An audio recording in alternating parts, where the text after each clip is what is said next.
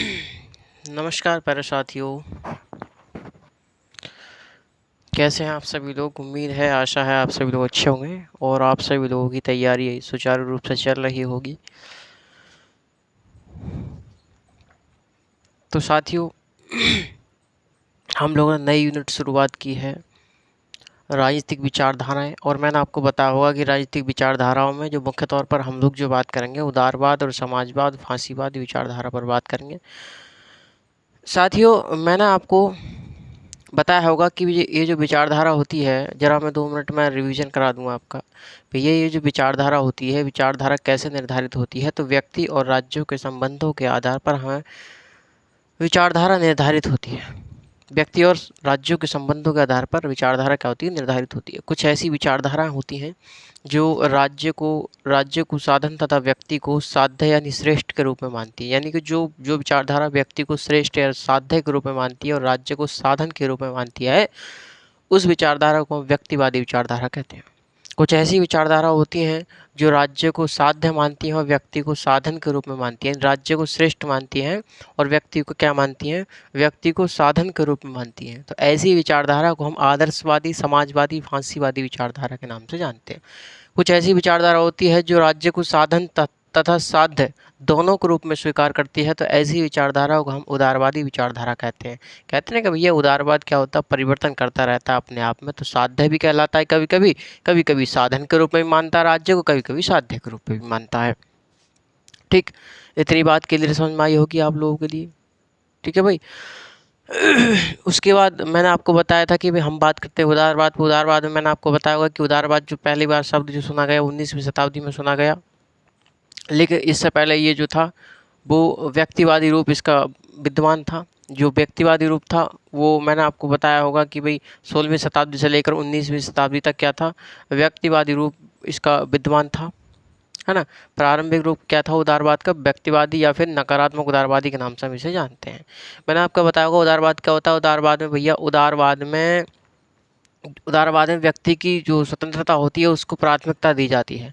व्यक्ति की स्वतंत्रता को क्या दी जाती है? प्राथमिकता दी जाती है। उदारवाद कितने शब्दों से मिलकर बना आता है? 2 शब्दों से उदारवाद मिलकर बना है, एक उदार, दूसरा वाद। उदारवाद, तो उदार का मतलब होता है लचीला या परिवर्तनशील, वाद मतलब विचारधारा। यानी ऐसी विचारधारा जो क्या हो? परिवर्तनशील हो, लचीली हो और समय समय पर अपने आप में परिवर्तन करती रहती है। ऐसी विचारधारा को हम उदारवादी विचारधारा के नाम से जानते हैं। ठीक है भाई, इतना आपको बताया होगा मैं। उदारवाद जो होता है, उदारवाद भाई साहब संवैधानिक शासन, विधि का शासन, लोकतंत्र, है ना, अहिंसा, इन सब पर क्या करता है? विश्वास करता है। क्लियर है बात। उसके बाद मैंने आपको बताया होगा ये जो उदारवाद में परिवर्तन होता रहता है समय समय पर, इसने परिवर्तन किए भी। तो इस उदारवाद को प्रारंभिक रूप जो देखने को मिला हमें, वो व्यक्तिवादी या फिर नकारात्मक उदारवादी के रूप में देखने को मिला, जो 16वीं शताब्दी से लेकर 19वीं शताब्दी तक विद्यमान रहा। आगे मैंने आपको बताया होगा लोकतंत्र में उदारवाद ने अपने आप में परिवर्तन किया और परिवर्तन करने के पश्चात उसने अपना रूप बदला। कौन सा बना? सकारात्मक उदारवाद बना। सकारात्मक उदारवाद 20वीं शताब्दी में अस्तित्व में आया। आगे चल करके सकारात्मक उदारवाद का ही विकसित रूप क्या बना? लोक कल्याणकारी राज्य। लोक कल्याणकारी राज्य और सकारात्मक उदारवाद को एक जगह मिला दिया जाए, इसे हम बोलते हैं आधुनिक उदारवाद के नाम से हम इसे जानते हैं। आगे चल करके साथ ही जब समाज कल्याणकारी ज़्यादा हो गए, लोक कल्याणकारी ज़्यादा हो गए, सब कुछ राज्य पर ही डिपेंड होने लगा, तो पुनः हम लोगों ने नकारात्मक उदारवाद की ओर लौटने का प्रयास किया, जिसे हमने नव उदारवाद दिया। नव उदारवाद या फिर उदारीकरण के नाम से जाना। इसमें हमने पुनः व्यक्ति को प्राथमिक माना। ठीक है भाई। तो ये सभी बातें हमारी साथियों हुई होंगी। आज हम बात करते हैं नकारात्मक उदारवाद या फिर व्यक्तिवाद की बात करते हैं। जो उदारवाद का पहला जो स्वरूप आया उसकी हम लोग बात करते हैं। ठीक है भाई, टॉपिक डाल दीजिए साथियों, व्यक्तिवाद। व्यक्तिवाद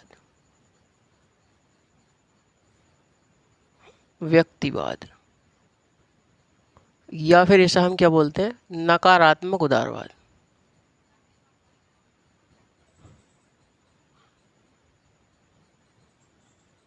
नकारात्मक उदारवाद। ठीक, ये जो नकारात्मक उदारवाद है या फिर जो व्यक्तिवाद है साथियों, ये कब अस्तित्व में आए? 16वीं शताब्दी में अस्तित्व में आया। क्या आया, ये 16वीं शताब्दी में अस्तित्व में आया और 16वीं शताब्दी से लेकर 19वीं शताब्दी तक ये क्या रहा, विद्यमान रहा। बात क्लियर समझ में आ रही है। तो 16वीं शताब्दी से 19वीं शताब्दी तक क्या विद्यमान रहा, उदारवाद का कौन सा रूप विद्यमान रहा, तो व्यक्तिवादी रूप या फिर नकारात्मक उदारवाद के रूप में हम इसे जानते हैं, यह विद्यमान रहा। बात क्लियर है ना। इस नकारात्मक उदारवाद के जनक कौन माने जाते हैं साथियों, तो नकारात्मक उदारवाद के जो जनक माने जाते हैं वो जॉन लॉक को माना जाता है। क्या माना जाता है, जॉन लॉक को माना जाता है।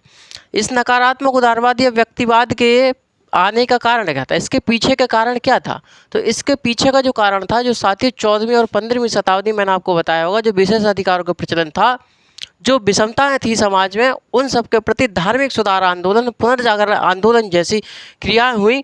और पुनर्जागरण आंदोलन और धार्मिक सुधार आंदोलनों का ही परिणाम क्या था, परिणाम था हमारा व्यक्तिवाद या फिर नकारात्मक उदारवाद। तो नकारात्मक उदारवाद के पीछे आने का कारण क्या था, वही साथियों धार्मिक सुधार आंदोलन और पुनर्जागरण आंदोलन है ना। उन सब के पश्चात क्या हुई, हमें आधुनिक काल की शुरुआत हुई है ना, मैंने आपको बताया होगा। तो नकारात्मक उदारवाद या व्यक्तिवाद के आने का कारण क्या था, पुनर्जागरण आंदोलन या फिर साथियों धार्मिक सुधार आंदोलन। ये जो नकारात्मक उदारवाद होता है, नकारात्मक उदारवाद में व्यक्ति की स्वतंत्रता को प्राथमिक माना जाता है। व्यक्ति क्या होता है, व्यक्ति इसमें प्राथमिक माना जाता है, व्यक्ति की स्वतंत्रता प्राथमिक मानी जाती है। व्यक्ति की स्वतंत्रता से कोई भी भाई साहब खेल नहीं हो सकता, व्यक्ति प्राथमिक है। सबसे पहले व्यक्ति, इंडिविजुअल, आप हैं तो सब कुछ है। और क्या होता है, और भाई साहब राज्य के कार्यों को क्या कर दिया जाता है, सीमित कर दिया जाता है। राज्य के कार्यों को सीमित कर दिया जाता है। राज्य से कहा जाता है केवल आप क्या कर सकते हैं, केवल आप आवश्यक कार्यों को कर सकते हैं। आवश्यक कार्य जैसे शांति, सुरक्षा है ना, शांति व्यवस्था, सुरक्षा, न्याय व्यवस्था, ये सब कार्य आप कर सकते हैं, राज्य से कहा जाता है। बकाया सामाजिक, आर्थिक और राजनीतिक क्षेत्र में राज्य हस्तक्षेप नहीं कर सकता। किसमें, नकारात्मक उदारवाद में। मैंने आपको बताया कि यहाँ पर व्यक्ति की स्वतंत्रता को क्या माना जाता है, प्राथमिक माना जाता है। व्यक्ति की स्वतंत्रता को बढ़ावा दिया जाता है और राज्य के कार्यों को सीमित किया जाता है। राज्य से कहा जाता है कि राज्य केवल आवश्यक कार्य जैसे सुरक्षा, शांति व्यवस्था और न्याय, इन सबसे संबंधित कार्य कर सकता है। राज्य सामाजिक, आर्थिक और राजनीतिक क्षेत्र में हस्तक्षेप नहीं कर सकता। यानी कि राज्य सामाजिक, राजनीतिक और आर्थिक क्षेत्र में राज्य अहस्तक्षेप की नीति अपनाता है, अहस्तक्षेप की नीति का समर्थन करता है। बात क्लियर समझ आई। ये जो साथियों अपने नकारात्मक उदारवादी हैं, और नकारात्मक उदारवादियों का एक प्रसिद्ध कथन है, नकारात्मक उदारवादियों का एक प्रसिद्ध कथन है, एक इनका प्रसिद्ध कथन है। ये कहते हैं कि राज्य क्या है भाई साहब, राज्य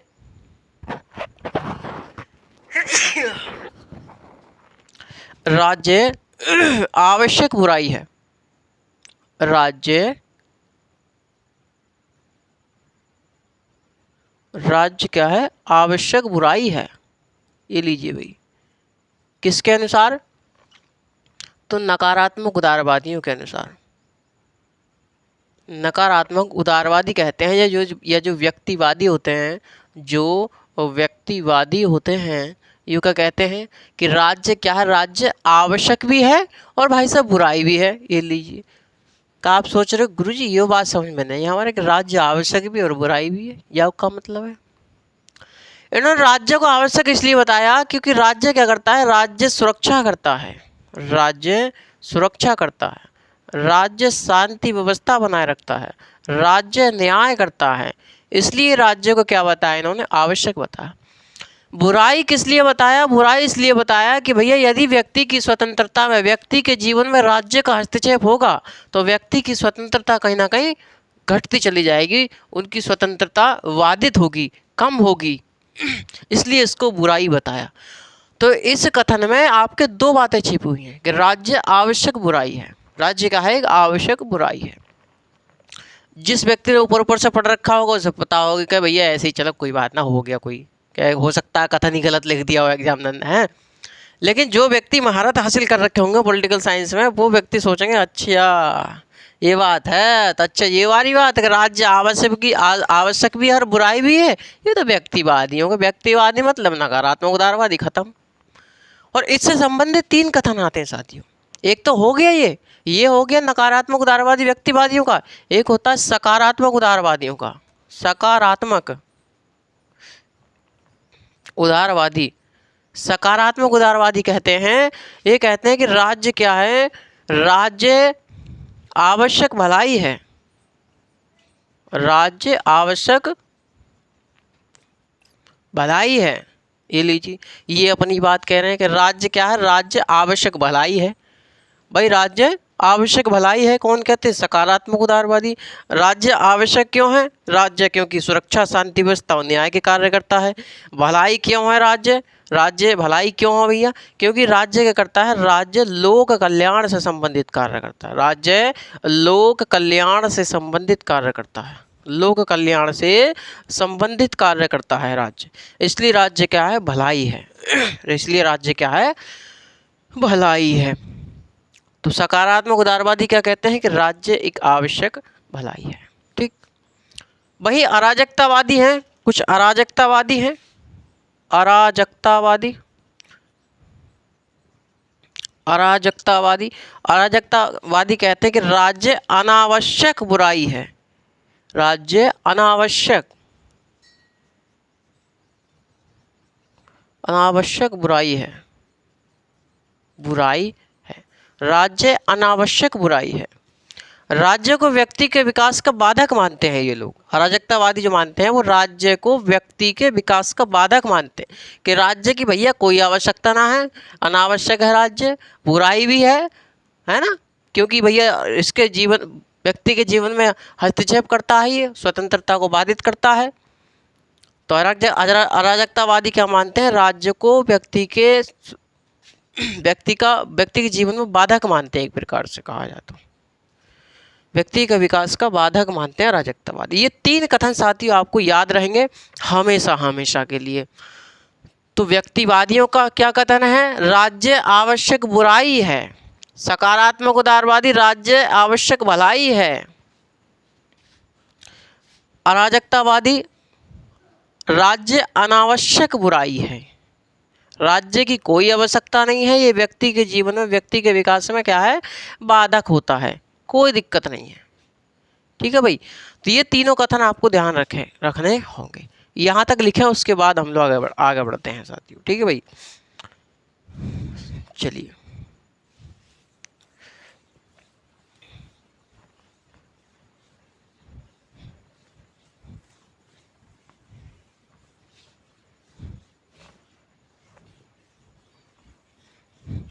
समझ में आ गई होंगी बात, है नहीं भाई। चलिए लिखिए साथियों, लिखिए व्यक्तिवाद या नकारात्मक उदारवाद। नकारात्मक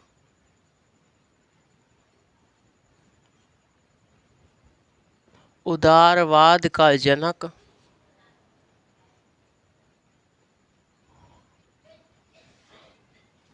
लॉक को माना जाता है, माना जाता है।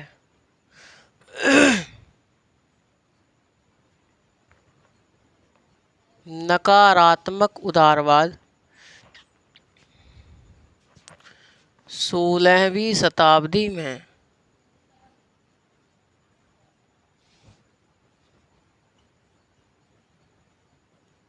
अस्तित्व में आया और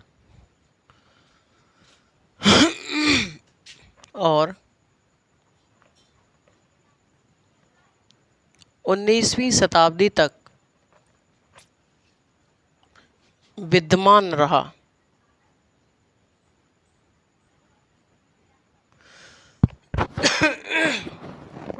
और 19वीं शताब्दी तक विद्यमान रहा।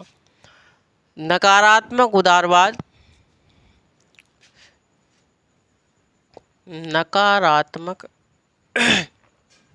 उदारवाद है ना, नकारात्मक उदारवाद पुनर्जागरण आंदोलन, पुनर्जागरण आंदोलन एवं धर्म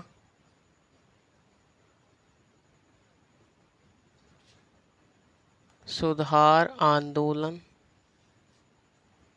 आंदोलनों के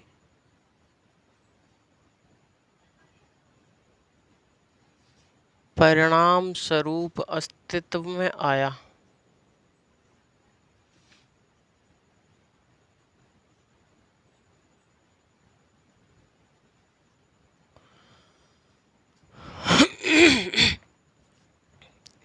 किसके परिणाम स्वरूप? तो पुनर्जागरण आंदोलन और धर्म सुधार आंदोलनों के परिणाम स्वरूप यह अस्तित्व में आया। नकारात्मक उदारवाद में क्या होता है? नकारात्मक उदारवाद या व्यक्तिवाद, नकारात्मक उदारवाद या व्यक्तिवाद या व्यक्तिवाद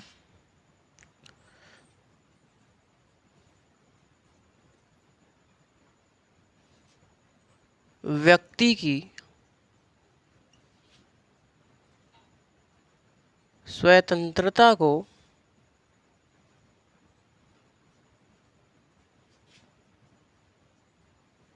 प्राथमिक मानता है और राज्य के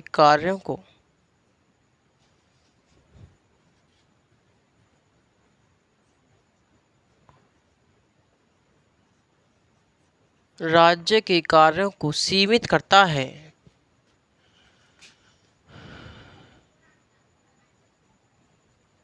व्यक्तिवादियों के अनुसार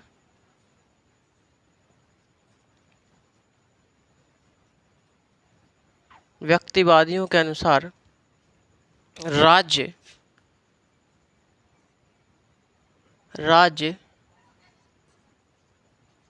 केवल आवश्यक कार्य जैसे सुरक्षा,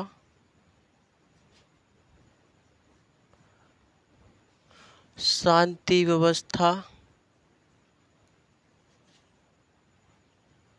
न्याय व्यवस्था से संबंधित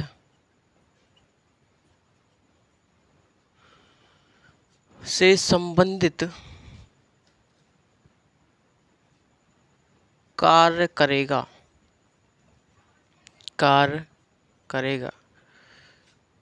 सामाजिक,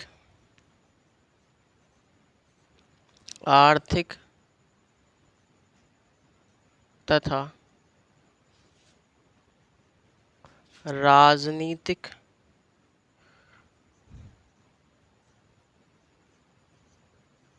क्षेत्र में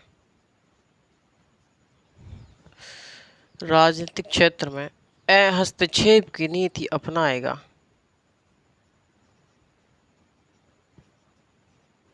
हस्तक्षेप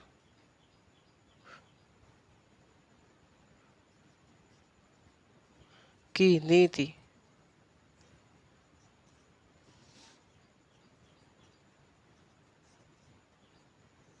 अपनाएगा।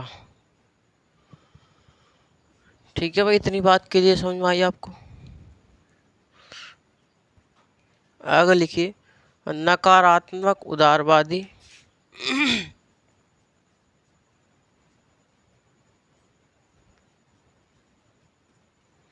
या व्यक्तिवादी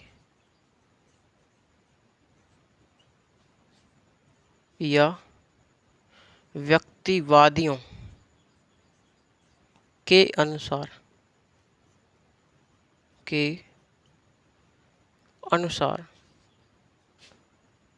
राज्य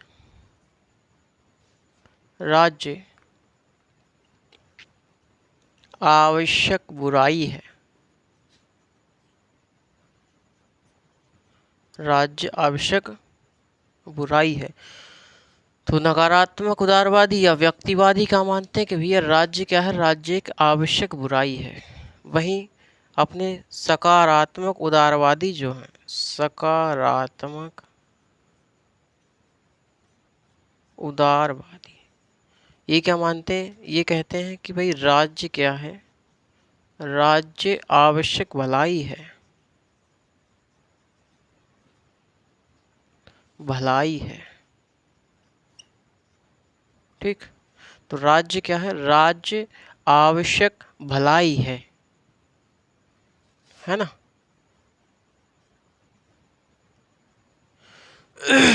एक है अराजकतावादी।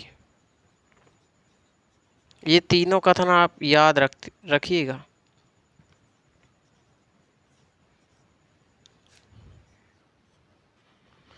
ये कहते हैं कि राज्य क्या है, राज्य अनावश्यक बुराई है, राज्य अनावश्यक बुराई है। ठीक है। अराजकतावादी कहते हैं कि भाई राज्य व्यक्ति के विकास में बाधक है, व्यक्ति के विकास में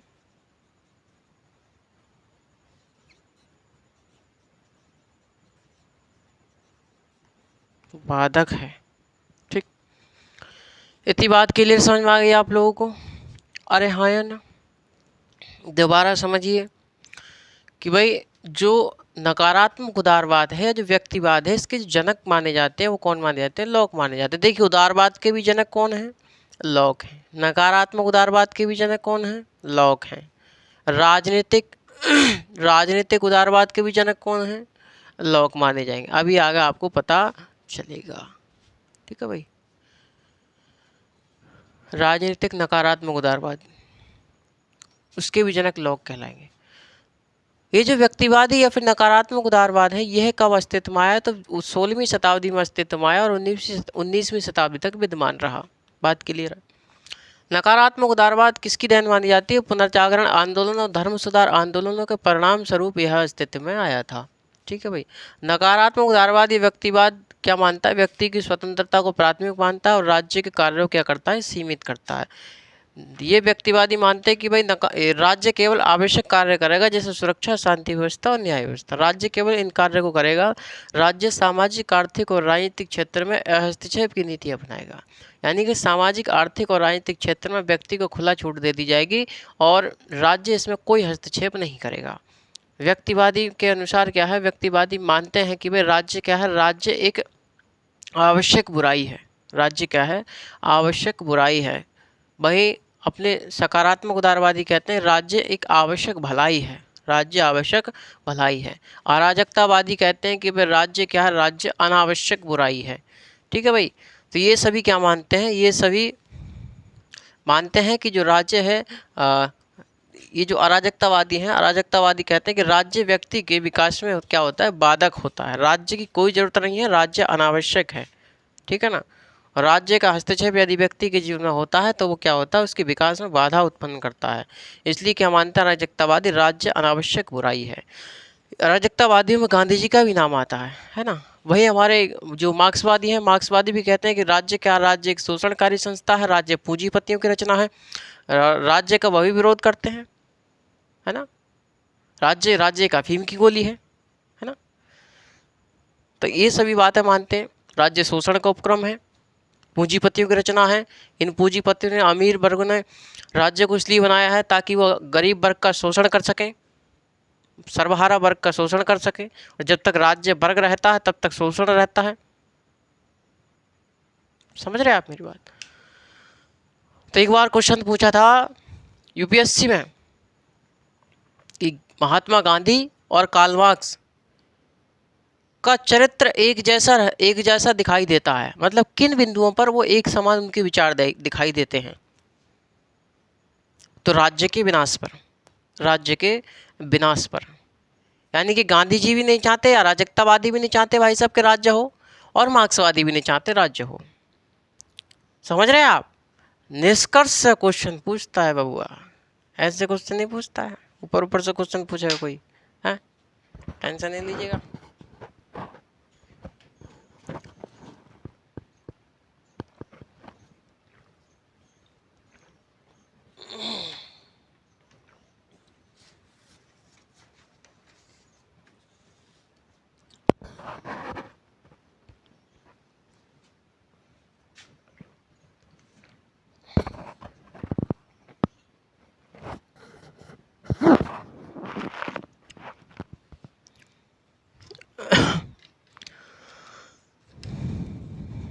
चलिए आगे लिखते हैं कि भाई ये जो व्यक्तिवादी होते हैं, नकारात्मक उदारवादी होते हैं, ये राज्यों के क्या मानते हैं, राज्यों के साधन के रूप में मानते हैं, और व्यक्ति को क्या मानते हैं, व्यक्ति को साध्य के रूप में मानते हैं।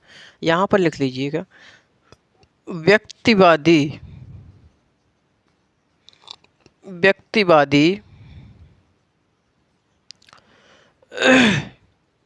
राज्य को साधन तथा व्यक्ति को साध के रूप में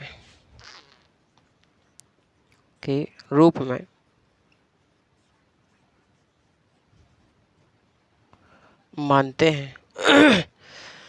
ये जो व्यक्तिवादी होते हैं, नकारात्मक उदारवादी होते हैं, ये राज्य को कैसा मानते हैं, राज्य को एक पुलिस स्टेट की भांति मानते हैं, यानी पुलिस मैन की भांति मानते हैं, रात्रि प्रहरी के रूप में मानते हैं। लिखिए, व्यक्तिवादी राज्य को पुलिसमैन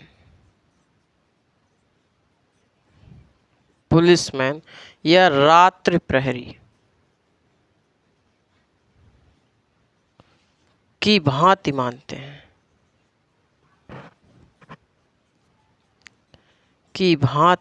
हैं, तो व्यक्तिवादी क्या मानते हैं, राज्य को पुलिसमैन की भांति मानते हैं, रात्रि प्रहरी के रूप में मानते हैं। भैया पुलिसमैन का क्या कार्य होता है, आपको सुरक्षा, शांति व्यवस्था और न्याय स्थापित करके देता है। आप लोगों ने देखा होगा, आप लोगों के गांव में चौकीदार आते होंगे रात को गश्त लगाने, है ना, कहते होंगे कि भैया रे जागते रहियो, है ना, है तो ऐसे होता है, नहीं होता है भाई। तो उसका क्या काम होता है भाई, जो राजा हो, जो जैसा प्रजा होती है, प्रजा आराम से सोती रहे, रात्रि प्रहरी का वही कार्य होता है। पुलिसमैन का क्या कार्य होता है भैया, जो जनता है, जनता को सुरक्षा, शांति व्यवस्था और न्याय स्थापित करके देना। जनता रात को शांतिपूर्वक सोती रहे, जनता कोई दिक्कत आने वाली बात ना हो, तो राज्य का भी वही कार्य होता है। ठीक है भैया, राज्य कैसा होता है, रात्रि प्रहरी की तरह होता है। सामाजिक, आर्थिक और राजनीतिक क्षेत्र में राज्य का कोई हस्तक्षेप नहीं होता। राज्य कैसा कार्य करेगा, पुलिसमैन की भांति कार्य करेगा, सुरक्षा, शांति व्यवस्था और न्याय स्थापित करने का प्रयास करेगा। नकारात्मक उदारवाद जो होता है साथी, नकारात्मक उदारवाद के दो प्रकार होते हैं, अभी हम आगे समझेंगे, इसे जरा उतार लीजिए। नकारात्मक उदारवाद कितने प्रकार होते हैं भैया, दो प्रकार होते हैं। ठीक है, एक होता है राजनीतिक नकारात्मक उदारवाद, एक होता है आर्थिक नकारात्मक उदारवाद।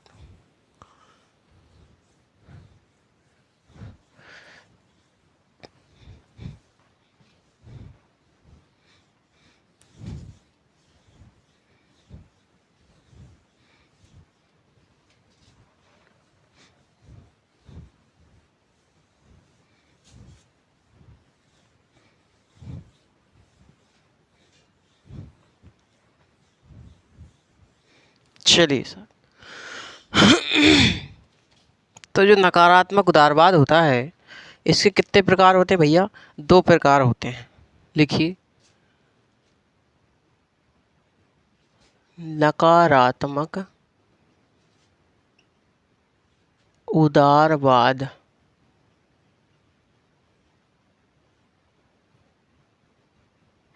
नकारात्मक उदारवाद, इतने, इसके कितने प्रकार हैं मेरे साथी, इसके भाई साहब दो प्रकार हैं। कितने प्रकार हैं, दो प्रकार हैं। कौन कौन से प्रकार हैं अभी जानेंगे, ठीक, ध्यान से समझते रहिएगा जैसे हम समझाना चाहते हैं आप लोगों को। एक जो होता है उसे कहते हैं हम लोग राजनीतिक नकारात्मक उदारवाद। राजनीतिक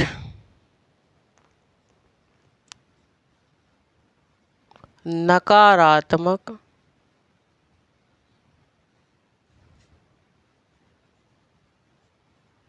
उदारवाद।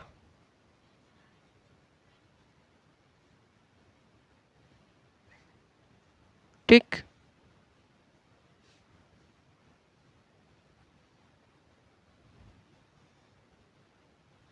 ठीक भैया। राजनीतिक नकारात्मक उदारवाद। दूसरा जो होता है अपना, दूसरा होता है आर्थिक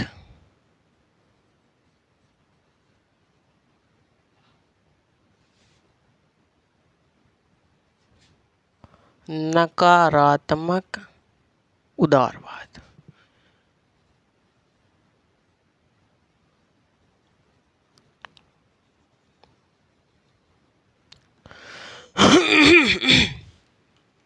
चलिए, तो ये जो राजनीतिक नकारात्मक उदारवाद है, इसके जो जनक कहलाते हैं, मैंने आपको बताया होगा पहले भी, मैंने आपको बताया कि यानी कि उदारवाद के जनक कौन है? लॉक है। नकारात्मक उदारवादी व्यक्तिवाद के जनक कौन है? लॉक है। और राजनीतिक नकारात्मक उदारवाद के जनक कौन है? तो लॉक है। ठीक, तीनों के जनक कौन है? लॉक है। ये जो भाई साहब राजनीतिक नकारात्मक उदारवाद है, इसके जो जनक हैं, इसके जो जनक हैं, जनक कौन है? जनक लॉक माने जाते हैं। कौन माने जाते हैं भैया? जनक को लॉक को जनक माना जाता है। ठीक है ना। लॉक के विचारों को आगे किसने बढ़ाया? तो बेंथम ने बढ़ाया। बेंथम ने बढ़ाया।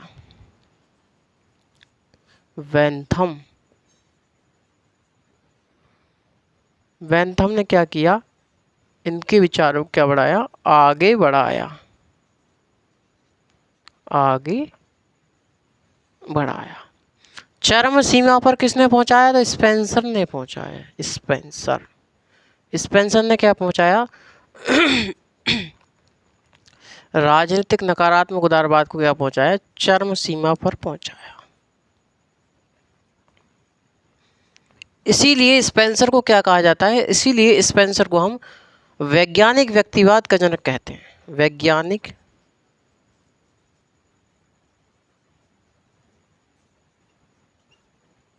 वैज्ञानिक व्यक्तिवाद का जनक।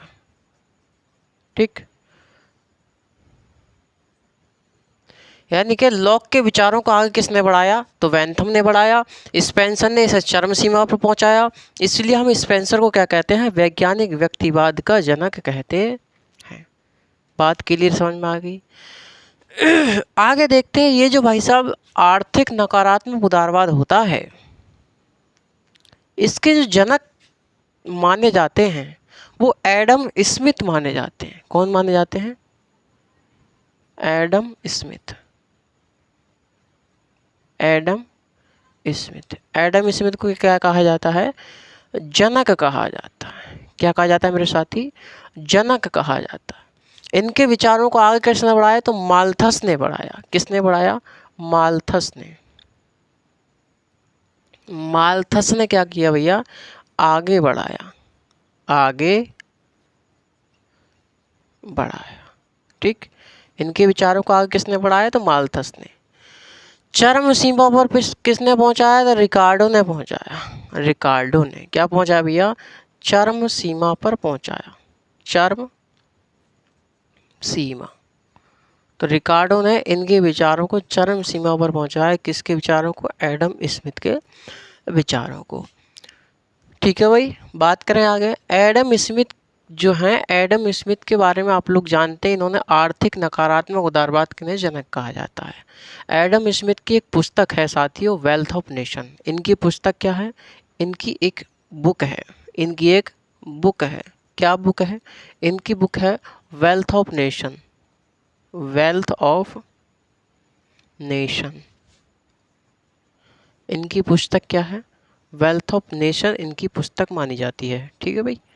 तो जो वेल्थ ऑफ नेशन इनकी पुस्तक है, इसी पुस्तक में इन्होंने बताने का प्रयास किया है। इन्होंने कहा कि भैया प्रत्येक व्यक्ति को बाज़ार में खुला छोड़ देना चाहिए, प्रत्येक व्यक्ति को बाज़ार में खुला छोड़ देना चाहिए, जिससे कि सभी व्यक्ति जब अपनी आय में वृद्धि करेंगे, जब सभी व्यक्ति अपनी आय में वृद्धि करेंगे तो राष्ट्रीय आय में स्वयं वृद्धि हो जाएगी।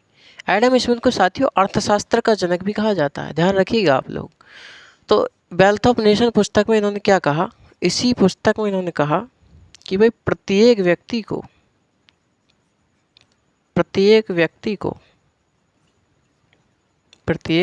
को बाजार में खुला छोड़ दो जब सभी व्यक्ति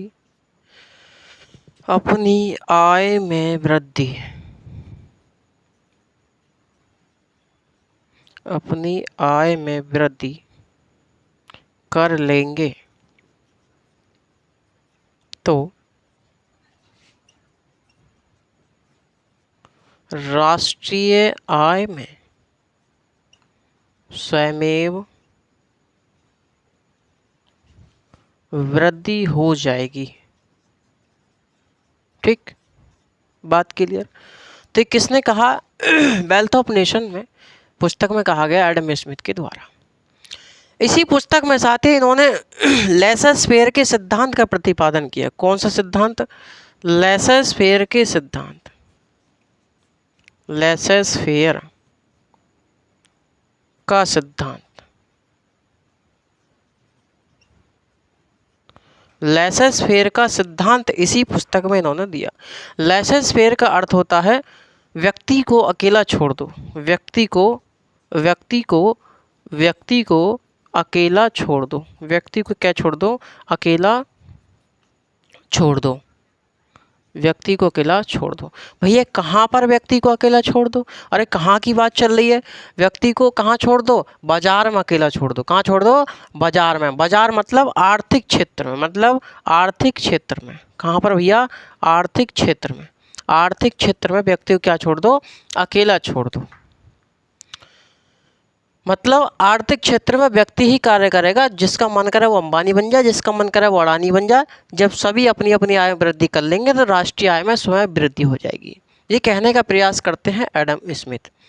तो इन्होंने बताया कि भैया ऐसा लेसस फेयर के सिद्धांत बताया व्यक्ति को अकेला छोड़ दो। कहाँ पर, आर्थिक क्षेत्र में अकेला छोड़ दो। इसका मतलब है कि राज्य जो राज्य है भाई साहब, जो राज्य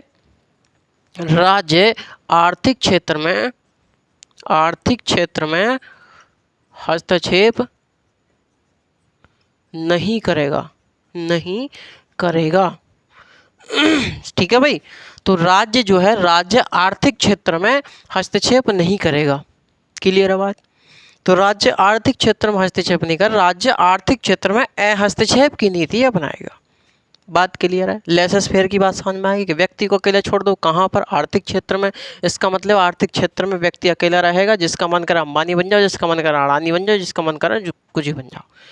आर्थिक क्षेत्र में राज्य हस्तक्षेप नहीं करेगा। कुल मिलाकर ये है, राज्य हस्तक्षेप की नीति अपनाएगा। क्लियर है बात यहाँ तक। एक बार भाई साहब जूनियर एडिट का एग्जाम हुआ था। जो जूनियर हाई स्कूल होते हैं उनमें मास्टरन को एग्जाम भाव है, उसमें क्वेश्चन पूछा था कि लेसस फेयर का अर्थ है, लेसस फेयर का अर्थ है, लेसस फेयर का अर्थ है, लेसस फेयर का अर्थ है। ठीक, लेसस फेयर का क्या अर्थ है। तो उसमें एक ऑप्शन था, ऑप्शन नंबर था उसमें कहा गया कि जो राज्य है, राज्य आर्थिक क्षेत्र में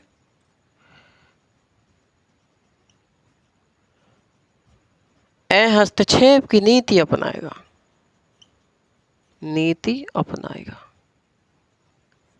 ठीक, लेकिन भाई साहब जो बालक पढ़ के गए हैं वो सोच रहे व्यक्ति को अकेला छोड़ दो, अरे कहाँ पर व्यक्ति को अकेले छोड़ दो भैया? बाजार में, आर्थिक क्षेत्र में, राज्य आर्थिक क्षेत्र में हस्तक्षेप नहीं करेगा, वो हस्तक्षेप की नीतियाँ बनाएगा। भाई साहब कॉमन सेंस लगाया करो, निष्कर्ष पर पहुंचा करो कहीं है। जब निष्कर्ष पर पहुंचेंगे जब ही हम सवाल सॉल्व कर पाएंगे। ये तो हमारी आम भाषा में कि व्यक्ति को अकेला छोड़ दो। कहाँ पर छोड़ दो भैया? आर्थिक क्षेत्र में, राज्य आर्थिक क्षेत्र में हस्तक्षेप की नीतियाँ बनाएगा। बात ये है, और यही ऑप्शन में था हमारे, यही ऑप्शन में था। अब तो भैया पढ़ाने वाले जाने या फिर पढ़ने वाले जाने। समझ रहे हैं आप मेरी बात? ठीक, क्लियर है यहाँ तक बात? ये जो माल्थस थे, माल्थस के बारे में थोड़ा सा जाने। ये जो माल्थस थे साथियों, माल्थस ने क्या किया? माल्थस ने जनसंख्या सिद्धांत का प्रतिपादन किया। इन्होंने जनसंख्या, क्वेश्चन पूछा जाता है जनसंख्या सिद्धांत का प्रतिपादक कौन है? जनसंख्या सिद्धांत का प्रतिपादन किया। तो जनसंख्या सिद्धांत का प्रतिपादन किसने किया? माल्थस ने किया। रिकार्डो जो थे साथियों, रिकार्डो ने मजदूरों के लौह नियम का प्रतिपादन किया। मजदूरों के लौह नियम का, मजदूरों के लौह नियम, मजदूरों का लौह नियम का प्रतिपादन किया। जान रहे हैं आप? रिकार्डो, मार्क्स ने अतिरिक्त मूल्य के सिद्धांत किससे लिया था? रिकार्डो से लिया था। रिकार्डो की भांति मार्क्स ने भी माना था। मार्क्स ने क्या माना? मार्क्स ने माना था कि जो वस्तु का मूल्य निर्धारित होता है वो मजदूर के श्रम से होता है। यानी कि श्रमिक के श्रम से किसी वस्तु का मूल्य निर्धारित होना चाहिए। लेकिन जो अमीर वर्ग होता है उसका क्या कर लेता है? शोषण करता है। किस प्रकार? मजदूरों का शोषण करता है अमीर वर्ग, और उनके श्रम की गाढ़ी कमाई को खा कर मोटा होता है। ये अतिरिक्त मूल्य का सिद्धांत था।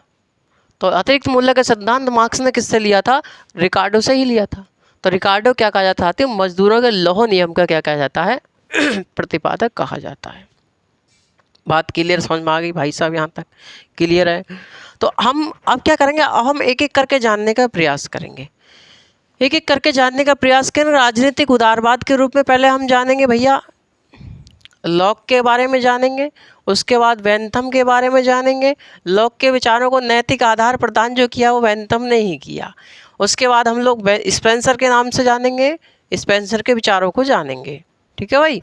उसके बाद हम लोग एडम स्मिथ के विचारों को जानेंगे, माल्थस के विचारों को जानेंगे, रिकार्डो के बारे में भी थोड़ा सा जानेंगे।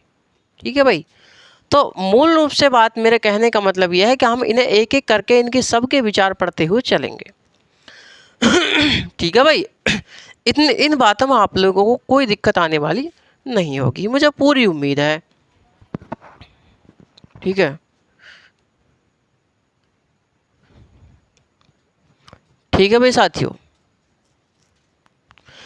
तो चलिए हम लोग जानते हैं लॉक के बारे में। लॉक के बारे में हम लोग जानने का प्रयास करेंगे साथियों, लॉक के बारे में जानने का प्रयास करेंगे। ठीक है? जरा हम लोग इसे रफ कर दें, उसके बाद हम लोग जानने का प्रयास करते हैं जॉन लॉक के बारे में। ठीक है भाई? चलिए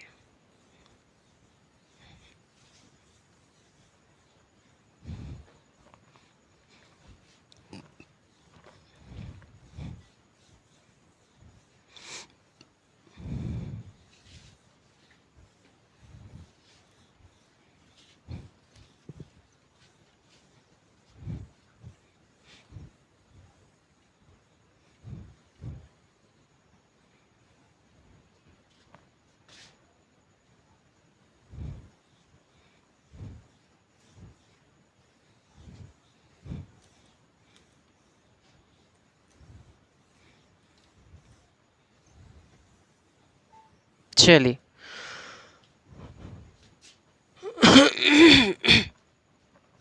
जानते हैं लॉक के बारे में। लॉक के क्या विचार थे साथियों? जॉन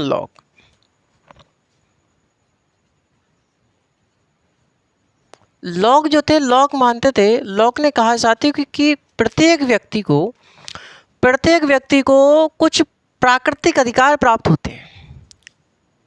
प्रत्येक व्यक्ति को कुछ जन्मजात प्राकृतिक अधिकार प्राप्त होते हैं। ये जो प्राकृतिक अधिकार होते हैं ये जन्मजात होते हैं। जब जैसे व्यक्ति पैदा होता है उसको प्राकृतिक अधिकार स्वयं मिल जाते हैं। तो लॉक ने माना कि प्रत्येक व्यक्ति को कुछ जन्मजात प्राकृतिक अधिकार प्राप्त होते हैं। बात ठीक है। और ये सभी अधिकार जो होते हैं प्रत्येक व्यक्ति को समान मात्रा में प्राप्त होते हैं। समान मात्रा में प्राकृतिक अधिकार प्राप्त होते हैं। प्राकृतिक अधिकारों में जॉन लॉक ने साथियों जीवन, स्वतंत्रता और संपत्ति के अधिकार को सम्मिलित किया। तो जीवन, स्वतंत्रता और जो संपत्ति का अधिकार है ये क्या है? ये प्राकृतिक अधिकार है, सभी को जन्मजात प्राप्त होते हैं, सभी को समान मात्रा में प्राप्त होते हैं। कौन मानता है भाई साहब? ये लॉक का मानना है। ठीक है। लॉक जो थे साथियों, लॉक ने जीवन और स्वतंत्रता के अधिकार को क्या करा? ज़्यादा उन्होंने तवज्जो नहीं दी, सीमित माना। यानी कि लॉक ने जीवन और स्वतंत्रता का अधिकार को क्या माना? इसकी अपेक्षा में जो संपत्ति का अधिकार था, संपत्ति का अधिकार को ज़्यादा तवज्जो दी उन्होंने। संपत्ति का क्या माना? ज़्यादा ही महत्व दिया उन्होंने। तो जीवन और स्वतंत्रता के अधिकार की अपेक्षा लॉक ने संपत्ति का अधिकार को क्या माना? उसमें समाहित माना, उसको ज़्यादा महत्व दिया। समझ रहे हैं आप मेरी बात? तो जीवन और स्वतंत्रता के अधिकार को लॉक ने संपत्ति के अधिकार में समाहित माना, संपत्ति के अधिकार को ज़्यादा महत्व प्रदान किया। बात क्लियर है यहाँ तक? एक है वाहन। वाहन लॉक के विरोध करते हुए कहते हैं लॉक का जो संपूर्ण राजनीतिक दर्शन है वो व्यक्ति की संपत्ति की सुरक्षा करना है। व्यक्ति के संपत्ति की सुरक्षा करना है। कौन मानते हैं? तो भाई साहब वाहन कहते हैं। लॉक का संपत्ति का समर्थन करते हुए कहते हैं, लॉक द्वारा संपत्ति का सर्वाधिक समर्थन करने के कारण साथियों लॉक को क्या कहा जाता है? लॉक को पूंजीवाद का जनक भी कहा जाता है। बात क्लियर समझ में आई? कि लॉक भाई साहब सर्वाधिक संपत्ति का समर्थन करते थे। यानी कि लॉक ने स्वतंत्रता और जीवन के अधिकार को संपत्ति के अधिकार में समाहित माना और संपत्ति का अधिकार को क्या दिया? सर्वाधिक महत्व प्रदान किया। इसीलिए साथियों लॉक को हम पूंजीवाद का जनक भी कहते हैं। बात क्लियर है? लॉक का मानना था कि राज्य या जो सरकार होती है वो जनता की सहमति का परिणाम होती है। यानी जनता ने क्या मनाया? जनता ने आपस में मिलकर के सहमति करके समझौता करके एक सरकार का निर्माण किया है।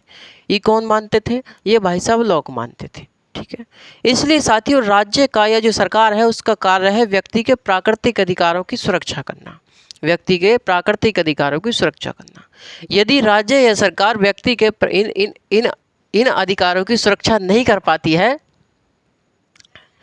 तो व्यक्ति जो है एक सरकार को हटा करके, एक राज्य को हटा करके दूसरे राज्य या सरकार का गठन कर सकते हैं। बात समझ में आ रही है मेरी?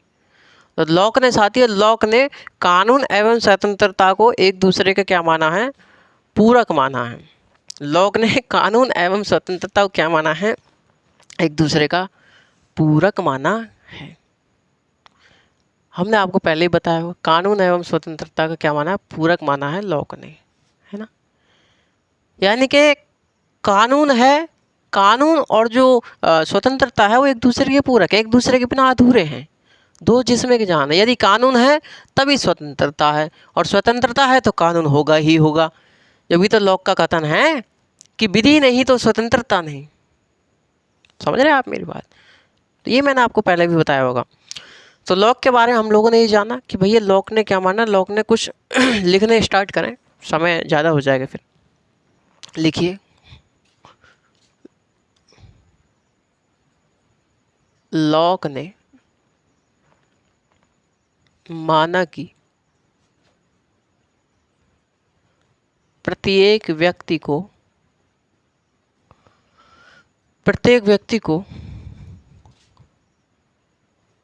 कुछ जन्मजात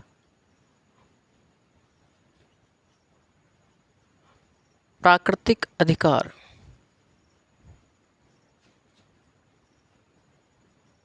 प्राप्त होते हैं और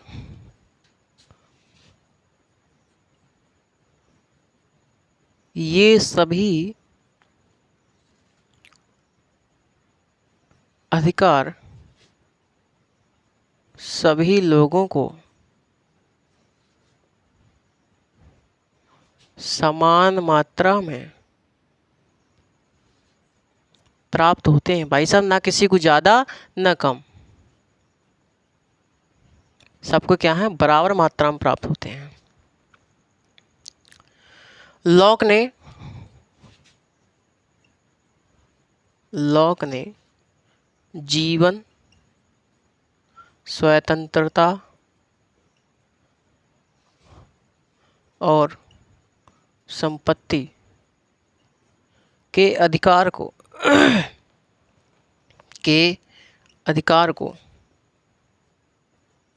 प्राकृतिक अधिकार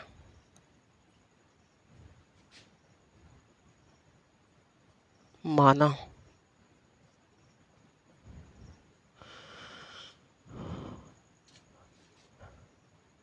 लिखिए, लॉक ने जीवन, स्वतंत्रता के अधिकार की अपेक्षा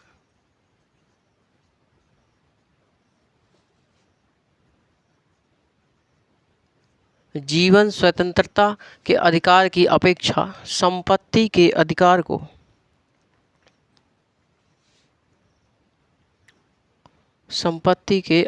को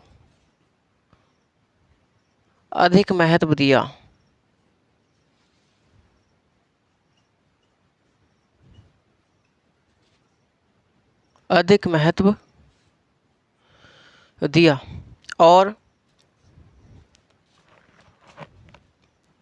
और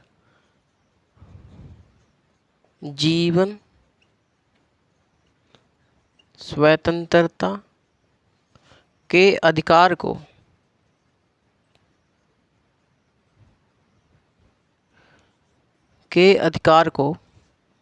संपत्ति के अधिकार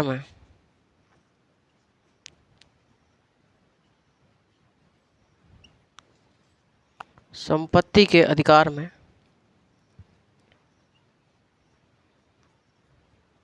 समाहित माना।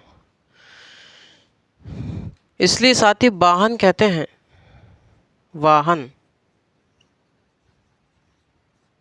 वाहन का प्रसिद्ध कथन है,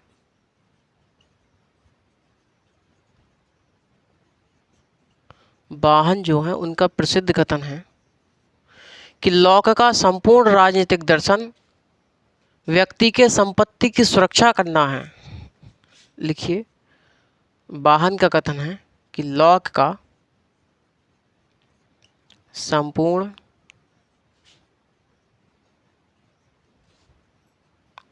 राजनीतिक दर्शन व्यक्ति के संपत्ति की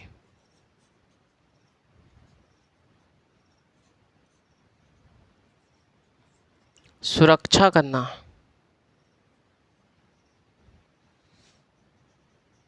ठीक, ये किसने कहा? तो भैया लॉक ने कहा। लॉक के बारे में कहा वाहन ने। जैसे कि उन्होंने जीवन और स्वतंत्रता के अधिकार को अधिक महत्व नहीं दिया, बल्कि संपत्ति का अधिकार को अधिक महत्व दिया, और जीवन और स्वतंत्रता के अधिकार को संपत्ति के अधिकार में क्या दिया? समाहित माना। बात क्लियर साथियों? लॉक के बारे में वाहन का प्रसिद्ध कथन है कि लॉक का संपूर्ण राजनीतिक दर्शन व्यक्ति के संपत्ति की सुरक्षा करना है। ठीक है, लॉक द्वारा संपत्ति का सर्वाधिक समर्थन करने के कारण साथियों लॉक को पूंजीवाद का जनक भी कहा जाता है। देखिए, लॉक द्वारा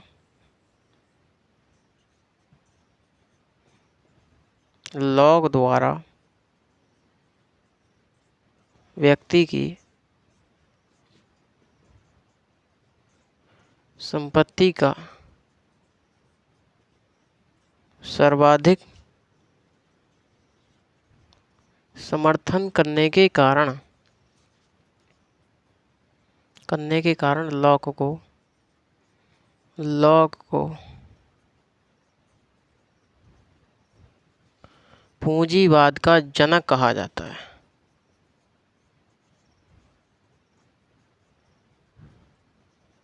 तो पूंजीवाद के जनक के रूप में कौन माने जाते हैं?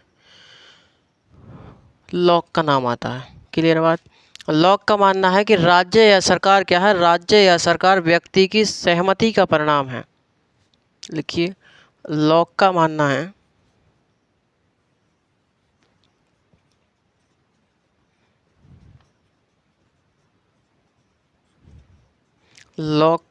है कि राज्य या सरकार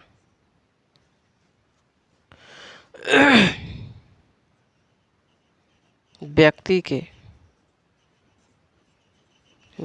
की सहमति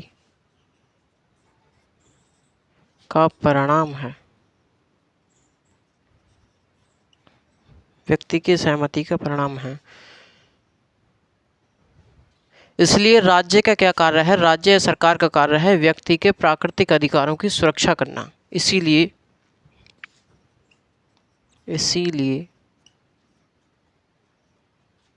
राज्य या सरकार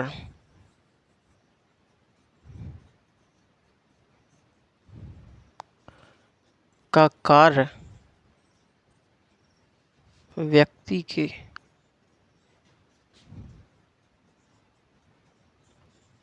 प्राकृतिक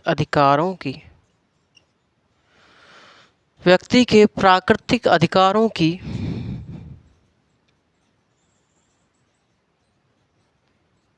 सुरक्षा करना है। यदि राज्य या सरकार व्यक्ति के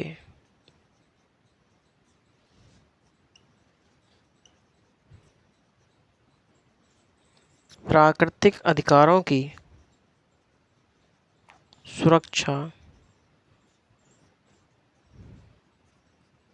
नहीं कर पाती है तो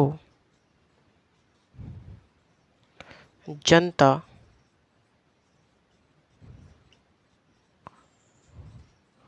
उस सरकार को हटाकर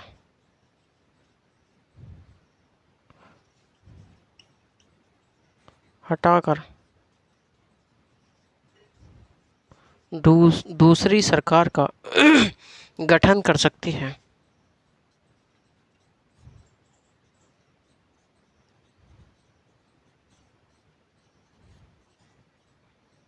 दूसरी सरकार का क्या कर सकती है? गठन कर सकती है। बात क्लियर साथियों? यहाँ तक कोई समस्या, कोई परेशानी? चलिए, लॉ का प्रमुख कथन है कि कानून एवं स्वतंत्रता एक दूसरे के पूरक हैं। लॉ का प्रसिद्ध कथन है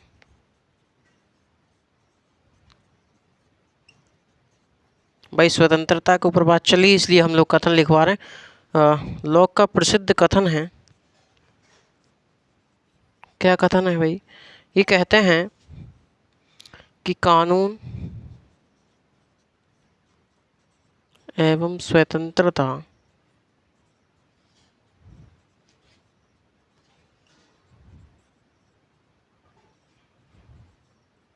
एक दूसरे के पूरक हैं। पूरक का मतलब होता है इंटरडिपेंडेंट, एक दूसरे के ऊपर अंतर्निर्भर हैं। इंटरडिपेंडेंट,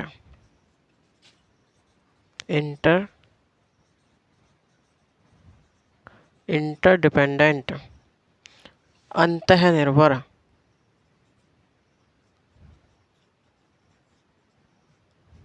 ना, एक दूसरे के बिना अधूरे हैं।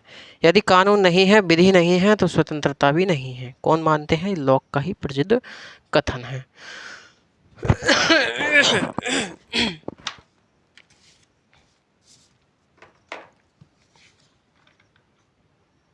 ठीक है साथियों, ये जो था ये अपना लॉक का विचार था इस पर। ठीक,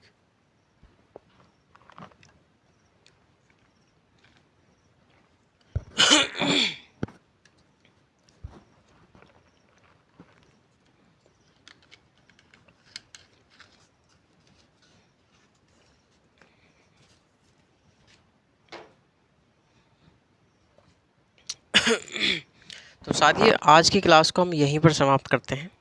क्लास ज़्यादा लंबी हो जाएगी, आप लोगों को दिक्कत हो सकती है फिर। तो इतनी बात आपको समझ में आई होंगी, मुझे पूरी उम्मीद है। तो साथियों, बने रहिए, खुश रहिए, ज़बरदस्त रहिए। आप लोग अपनी तैयारी अच्छे से करते रहिए। जो भी कोई समस्या है आप लोग कमेंट के माध्यम से मुझसे कह सकते हैं। कमेंट आपका बिल्कुल सुना जाएगा, आपको रिप्लाई दिया जाएगा। आप लोग बिल्कुल चिंता ना करें, हमारी टेक्निकल टीम बैठी रहती है भैया, रिप्लाई देती रहती है, ठीक है ना, कोई दिक्कत नहीं। अगर हम रिप्लाई नहीं दे पाते तो हमारी टेक्निकल टीम रिप्लाई देती है, ठीक। हमसे कॉल किया जाता है कि सर बताइए क्या कहना है, तो इनके हम बता देते हैं कि ऐसे ऐसे कह दीजिए, कोई दिक्कत वाली बात नहीं है, ठीक है भाई।